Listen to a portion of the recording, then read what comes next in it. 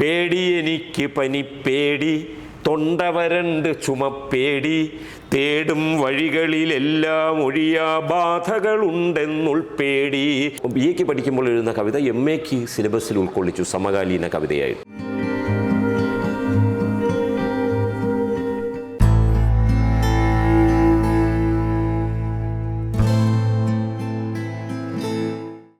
ഇപ്പം അശ്വിനിയെ പോലെ എൻ്റെ മകളുടെ അടുത്തിരുന്ന് എനിക്ക് പറയാൻ സാധിക്കുമ്പോൾ അവരുടെ തലമുറ, ഇപ്പോൾ നിങ്ങളുടെ തലമുറ എന്തുമാത്രം മാറിപ്പോയി.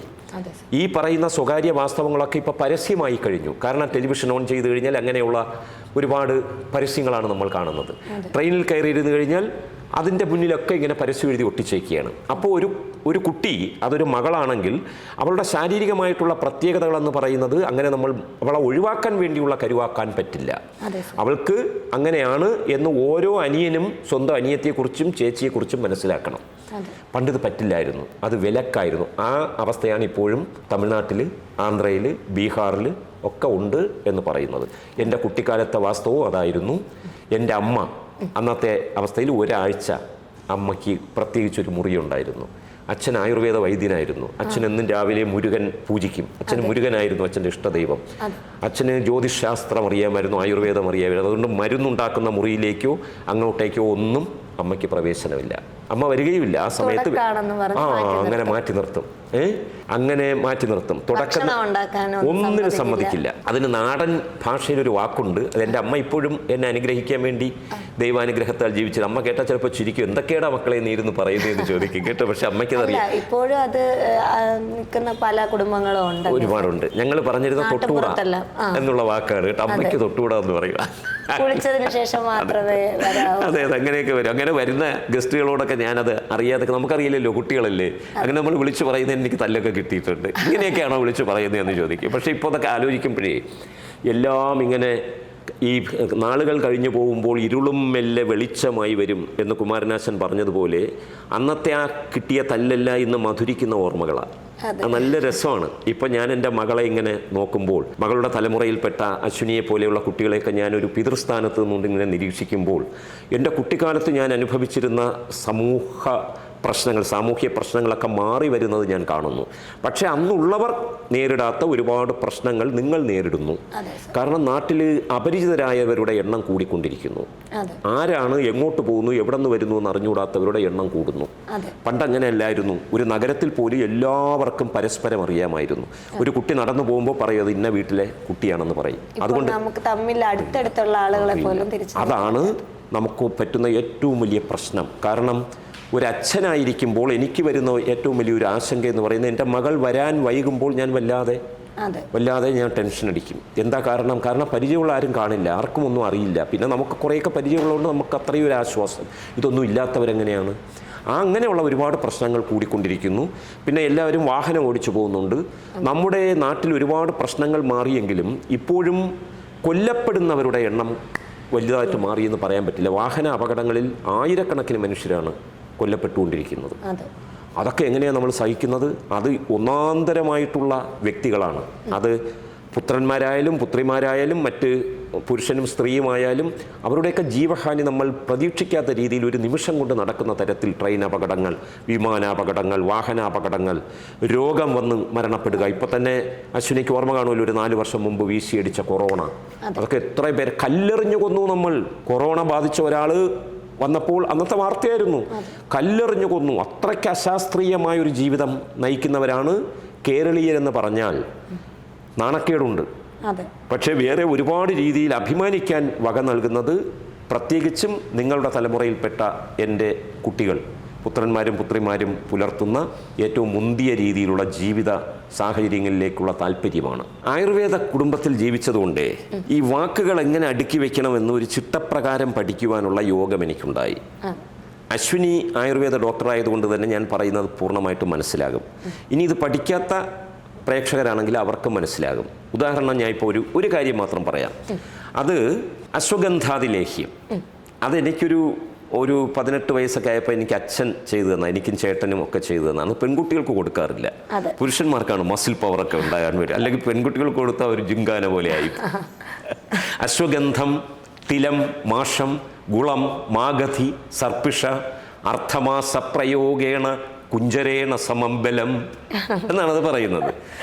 അറിയാലോ സാർ കവിതകൾ അറിയാവുന്നതുകൊണ്ട് സാറിന് ശ്ലോകം എല്ലാം കവിത രീതിയിൽ പഠിച്ചു വെച്ചിരിക്കും. ഇത് എല്ലാം കൂടെ ചേർത്ത് ലേഖ്യം ഉണ്ടാക്കിയിട്ട് അർത്ഥമാസ പ്രയോഗേണ 15 ദിവസം കഴിച്ചാൽ മതി കുഞ്ചരേണ സമമ്പലം, ഒരു ആനയെ പോലെ ശക്തി ഉണ്ടാകും. അതിശയോക്തിയാണെങ്കിലും അത് കഴിച്ചു കഴിയുമ്പോൾ ഒരുപാട് ഭാരം എടുക്കാനുള്ള ശക്തി ഉണ്ടായിട്ടുണ്ട്. ഇപ്പം ഞങ്ങൾ വ്യായാമം ചെയ്യുമ്പോൾ മാവിൻ്റെ കൊമ്പിൽ ഇങ്ങനെ പൂത്തു നിൽക്കുന്ന മാവിൻ്റെയും കായ്ക്കുന്ന മാവിൻ്റെയും ഒക്കെ കൊമ്പിൽ ഞങ്ങളിങ്ങനെ വ്യായാമം ചെയ്യുമായിരുന്നു. അപ്പോൾ അപ്പോഴൊരു 20 തവണ ഇങ്ങനെ തൂങ്ങി കഴുത്ത് മുകളിൽ കൊണ്ടുവരുമെങ്കിൽ ഇത് കഴിച്ചതിന് ശേഷം ഒരു 40 തവണയൊക്കെ ആയാലും തളരുകയില്ല കേട്ടോ. അതിനകത്തുള്ളതൊക്കെ ആ രീതിയിലുള്ള അശ്വഗന്ധം, എള്ള് അതാണ് തിലം, മാഷം ഉഴുന്ന്, ഗുളം എന്ന് പറഞ്ഞാൽ ശർക്കരയിൽ ആണ് ചെയ്യുന്നത്, മാഗധി എന്ന് പറഞ്ഞാൽ തിപ്പലി, സർപ്പിഷ എന്ന് പറഞ്ഞാൽ നെയ്യ്, ഇതെല്ലാം കൂടെ ഇട്ടൊരു പ്രത്യേക പാകത്തിൽ ലേഹ്യമാക്കി എടുക്കുകയാണ് ചെയ്യുന്നത്. അപ്പോൾ അച്ഛൻ ആയുർവേദ മരുന്നുകളെല്ലാം വീട്ടിലുണ്ടാകുമ്പോൾ സാർ അതെല്ലാം നോക്കും? അച്ഛൻ്റെ കയ്യാള് ഞാനായിരുന്നു. വേറെ മാമന്മാരൊക്കെ വരും. വാസുവണ്ണ ഉണ്ടായിരുന്നു, മാധവൻ മാമ ഉണ്ടായിരുന്നു, കുഴക്കാട്ട് കോണത്തെ മാമ ഉണ്ടായിരുന്നു, അങ്ങനെയൊക്കെ വരാറുണ്ട്. ഞാൻ അങ്ങനെ നോക്കിയിരിക്കും. അത് മാത്രമല്ല അശ്വിനി, ഈ ലേഹ്യം ഉണ്ടാക്കുമ്പോഴാണ് ഞങ്ങൾ കൂട്ടുകാരെല്ലാം കൂടെ വന്നിരിക്കും. എങ്ങനെയാണെന്ന് അറിയോ, ഈ മീൻ മുറിക്കുന്നിടത്ത് പൂച്ചകൾ വന്നിരിക്കും. അതേപോലെ അങ്ങനെ വന്നിട്ട് അത് തീരുമ്പോഴേ അവസാനം എല്ലാം ഇങ്ങനെ കോരി ഭരണികളിലൊക്കെ ആക്കുമ്പോൾ ഞങ്ങളുടെ കുട്ടികളോട് എടാ എല്ലാവരും കൂടെ വന്ന് ഇതിനെ ക്ലീൻ ആക്കാൻ തരും. അപ്പോൾ ഞങ്ങളിങ്ങനെ സ്പൂൺ കൊണ്ട് അതിനെ എടുത്ത് ബാക്കിയുള്ളതെല്ലാം എടുത്ത് ഇങ്ങനെ പായസം പോലെ നക്കി തിന്നും. ഭയങ്കര രുചിയാണ്. എന്നിട്ടാണ് ഞാൻ കഴുകി വൃത്തിയാക്കി വെക്കുന്നവർ. അപ്പോൾ ഇങ്ങനെ ഒരു അനുഭവം ഉണ്ട്. അപ്പോൾ ലേഹ്യം ഉണ്ടാക്കുന്നു എന്ന് പറഞ്ഞിട്ട് നമ്മളെല്ലാവരും പരസ്പരം എടാ നാളെ ലേഹ്യം ഉണ്ടാക്കിയാണോ എന്ന് ചോദിച്ചിട്ട് അവരെല്ലാം ഓടി വന്നിട്ട് ഞങ്ങൾ അവിടെ ഇരുന്ന് ഇങ്ങനെ ചെയ്യുന്നു. അതെല്ലാം ഇപ്പോഴും വേദനിപ്പിക്കുന്ന ഓർമ്മകൾ എങ്കിലും അതിനകത്തൊരു മധുരിക്കുന്ന അംശമുണ്ട്. എൻ്റെ അച്ഛനില്ല, 25 വർഷമായി. ആ ഒരു പാരമ്പര്യം പോയി. എങ്കിലും ഞാൻ ആയുർവേദ സംരംഭകനാണ്. ഞാൻ അച്ഛൻ പഠിപ്പിച്ച വിദ്യ വെച്ചിട്ട് ഞാൻ അതിനേക്കാളും എത്രയോ ഇരട്ടി ഇപ്പോൾ ഞാൻ ചെയ്തുകൊണ്ടിരിക്കണം. ഒരൊറ്റ പ്രോഡക്റ്റാണ് പുലിയൂർ ഹെർബൽ ഓയിൽ. തലയിൽ തേച്ച് കുളിക്കൂ, ശിരോരോഗങ്ങൾ അകറ്റൂ എന്ന് പറയുന്നത് ഞങ്ങളുടെ കുടുംബത്തിൽ കണ്ടുപിടിച്ച ഒരു ഔഷധക്കൂട്ടാണ് പുലിയൂർ ഹെർബൽ ഓയിൽ. അപ്പൂപ്പൻ അമ്മയുടെ അച്ഛനും അച്ഛൻ്റെ അച്ഛനും അവരുടെയൊക്കെ കാരണവരും എല്ലാം ആയുർവേദ വൈദ്യനായിരുന്നു. ഇപ്പോൾ എൻ്റെ ഇളയ സഹോദരിയുടെ മകൾ ജ്വാല പരമേശ്വരൻ, അവൻ BAMS ഡോക്ടറായി. പിന്നെ അച്ഛൻ്റെ സഹോദരിമാരുടെ മക്കളിലൊക്കെ നോക്കിക്കഴിഞ്ഞാൽ ഒരുപാട് ഡോക്ടർമാരായി. ഒരു 10-12 ഡോക്ടർമാർ. അത് MBBS doctor, homeopathy doctor, ayurveda doctor. ഒരു കൊച്ചു വൈദ്യനായിരിക്കും. എന്നെ പണ്ട് ഞാൻ നടന്നു പോകുമ്പോൾ കുട്ടി വൈദ്യരേ എന്ന് വിളിക്കുമായിരുന്നു. അത് മാറിയിട്ട് പിന്നെ ഞാൻ കവിയായിട്ട് യൂത്ത് ഫെസ്റ്റിവലിനൊക്കെ പോയി സമ്മാനം എടാ കുട്ടി കവി, ഓ ഇതാ പോകുന്നു കവി എന്നൊക്കെ പറഞ്ഞ് വിളിക്കുമായിരുന്നു. കുട്ടിയായിട്ട്. പക്ഷേ എന്നെ ഇത്രയെങ്കിലും വർത്തമാനം പറയുവാൻ പ്രാപ്തരാക്കിയത് മൊത്തം എൻ്റെ സ്നേഹസമ്പന്നരായിട്ടുള്ള എല്ലാ ജാതി മതങ്ങളിലും പെട്ട എൻ്റെ നാട്ടുകാരാണ്. ഇപ്പോഴും അങ്ങനെ തന്നെയാണ്. അവരില്ലാതെ എനിക്കൊരു ജീവിതമില്ല. അതുകൊണ്ട് നെടുമങ്ങാടെന്ന് പറയുന്ന അതിസുന്ദരമായ നാട് എനിക്ക് നൽകിയ വികാരങ്ങളാണ്, എനിക്ക് നൽകിയ വിചാരങ്ങളാണ്, എനിക്ക് നൽകിയ താളങ്ങളാണ്, എനിക്ക് നൽകിയ വാക്കുകളാണ്, എനിക്ക് നൽകിയ സങ്കല്പങ്ങളും ഭാവനയുമാണ് ഇത്രയെങ്കിലും വർത്തമാനം പറയുവാൻ എന്നെ ശേഷിയുള്ളവനാക്കുന്നത്. സാറിന്റെ കുട്ടിച്ചാത്തൻ എന്ന് പറയുന്ന ഒരു കവിതയുണ്ടല്ലോ, അതിപ്പോ 40 വർഷത്തോളമാകുന്നു. 4 പതിറ്റാണ്ടാവുന്നു. അത് ഒരുപാട് നമുക്ക് പഠിക്കാനുള്ള യൂണിവേഴ്സിറ്റി തന്നെ അംഗീകരിച്ച് അത് പഠിക്കാനുള്ള കേരള യൂണിവേഴ്സിറ്റിയിൽ MA മലയാളം ഐച്ഛികമായിട്ടെടുത്ത മെയിനായിട്ടെടുത്ത് പഠിക്കുന്ന കുട്ടികൾക്കൊരു 6 വർഷത്തോളം അത് പഠിക്കാനുണ്ടായിരുന്നു. അതെനിക്കൊരു വലിയ അംഗീകാരമായിട്ട് ഞാൻ വിചാരിച്ചിട്ടുണ്ട്. കാരണം എൻ്റെ 20ാമത്തെ വയസ്സിൽ എഴുതിയ കവിത ഞാൻ BA പഠിക്കുമ്പോൾ എഴുതുന്ന കവിത MA സിലബസിൽ ഉൾക്കൊള്ളിച്ചു സമകാലീന കവിതയായിട്ട്. ഓം പേടിച്ചോ ഹ്രീം മായ കുറള കുട്ടിച്ചാത്ത, അങ്ങനെയാണ് അത് തുടങ്ങുന്നത്. അതിനും കാരണം എൻ്റെ അച്ഛന്. അതെന്തുകൊണ്ടാണ് അങ്ങനെ ഒരു കവിത എഴുതാൻ തോന്നിയത്? കുട്ടിച്ചാത്തനോ ഇഷ്ടമായതുകൊണ്ടാണോ? അച്ഛൻ്റെ കയ്യിൽ ഒരുപാട് താളിയോലകളുണ്ട്. അതൊക്കെ ഞാൻ ഇപ്പോഴും സൂക്ഷിച്ചിട്ടുണ്ട്. അപ്പോൾ അതിനകത്ത് പറയുന്നത് കേൾക്കാൻ കൗതുകമായിരിക്കും. കാരണം പുതിയ കുട്ടികൾക്ക് അതൊക്കെ ഗവേഷണ വിഷയങ്ങളാണ്.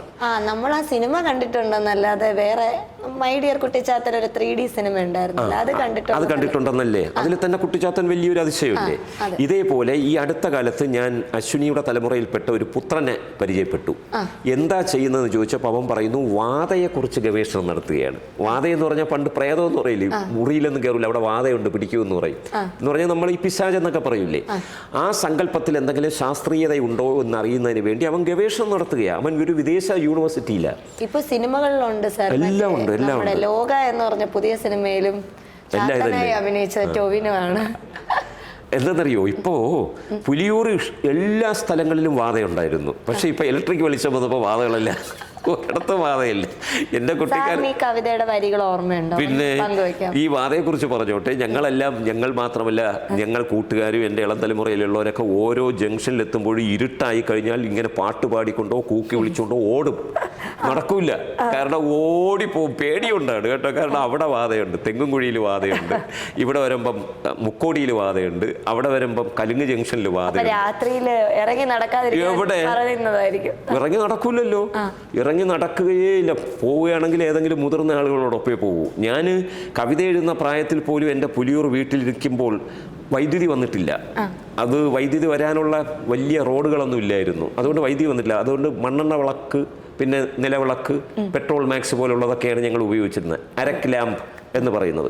അവിടെ വീട്ടിലിരിക്കാൻ നിലാവുള്ള സമയത്തൊക്കെ ഞാൻ ജനാല തുറന്നിടുമ്പോൾ വാഴക്കൈ ഇങ്ങനെ അനങ്ങുമ്പോൾ ആരോ നിന്ന് വിളിക്കുന്നതായിട്ട് തോന്നും. പിന്നെ അന്ന് ലൈബ്രറിയിൽ നിന്ന് വായിക്കുന്നതൊക്കെ ഇതേപോലുള്ള ഹിറ്റ്ലറുടെ തലയോട്, പിന്നെ കോട്ടയം പുഷ്പനാഥിൻ്റെ, പിന്നെ പേടിപ്പിക്കുന്ന രീതിയിലുള്ള ഒരുപാട് നോവലുണ്ട്, ഡ്രാക്കുള. ഇതൊക്കെ സ്കൂളിൽ നിന്ന് ലൈബ്രറിയിൽ നിന്നൊക്കെ എടുത്ത് വായിച്ചു കഴിഞ്ഞാൽ പിന്നെ പൊരിഞ്ഞു പോകും പേടിച്ചിട്ട്. പക്ഷേ ഇപ്പം ഞാൻ ആലോചിക്കുന്നു, ആ പേടിക്ക് എന്തൊരു സുഖമായിരുന്നു. ഭയന്ന് വിറയ്ക്കും കേട്ടോ. നമ്മൾ തണുത്ത് പേടി തോന്നി എഴുതിയ ഒരു കവിതയാണോ അത്? പേടി എനിക്ക് പനി പേടി അന്ന് എഴുതിയതല്ല, അതിപ്പോ കൊറോണ വന്നപ്പോൾ എഴുതിയതാ. ആ പേടിക്ക് ഒരു മാറ്റവും വരുന്നില്ല. അത് ഞാൻ പാടിക്കോട്ടെ കുറച്ച്. പേടി എനിക്ക് പനി പേടി, തൊണ്ടവരണ്ട് ചുമപ്പേടി, തേടും വഴികളിലെല്ലാം ഒഴിയാ ബാധകളുണ്ടെന്നുൾപ്പേടി, കണ്ണീരിൻ്റെ കടൽ പേടി, തണ്ണീർ വറ്റി വെയിൽ പേടി, അരികിൽ വരുന്നൊരുടൽ പേടി, പരിചിതരെ പോലും പേടി, തണൽ മരമൊന്നൻ തലയിൽ വീണ് കഴുത്തൊടിയാമെന്നൊരു പേടി, ഓടും വണ്ടിയിടിപ്പേടി, കാണും പട്ടി കടിപ്പേടി, കൊതുകിൻ പേടി, പശുവിൻ പേടി, പറവപ്പേടി, മീൻ പേടി, പേടികളോടടരാടി അടങ്ങാതോടി വിയർത്ത് വിറപ്പേടി, പേടികളോടടരാടി അടങ്ങാതോടി വിയർത്ത് വിറപ്പേടി, പേടി എനിക്ക് പനിപ്പേടി, തൊണ്ടവരണ്ട് ചുമപ്പേടി.